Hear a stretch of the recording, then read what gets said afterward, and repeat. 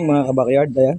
Konting tips lang po. Pag po ang mga inahin nyo ay umiitlog ng malambot ang shell, kasi nakakulong sila, hindi sila nakakatuka ng mga bato-bato, mga sigay-sigay, mga ganon, mga talabang dinikdik. Ito, patukayin nyo ng balat ng itlog o kaya dinikdik na talaba para yung shell ng itlog ng manok nyo maritigas. Kasi pang mga inahin po natin, pag di po nakaalpas at di po nakakatuka ng mga shell sa labas, mga bato-bato, nalambot po talaga yung itlog nyan. Kaya kailangan patukayin natin ng ganyan, ayan, mga shell.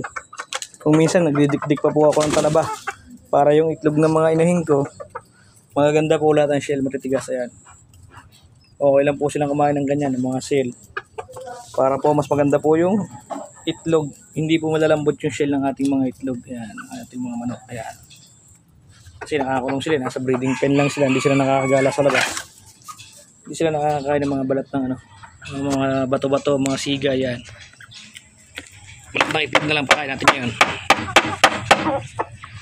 Alright, ayan, gusto nila. Kasi mapatigas ng itlog nila, nag-iitlogan sila. Tama-tama yung shell, mga shell. Mamaya magdidikdig tayo ng talaba para sa ating mga inahin, para magaganda yung mga produce nilang itlog. Titigas ang mga shell. Ayan. Kaya konting tips lang po. Maraming salamat po sa ating mga viewers at saka sa ating mga followers. Ayan.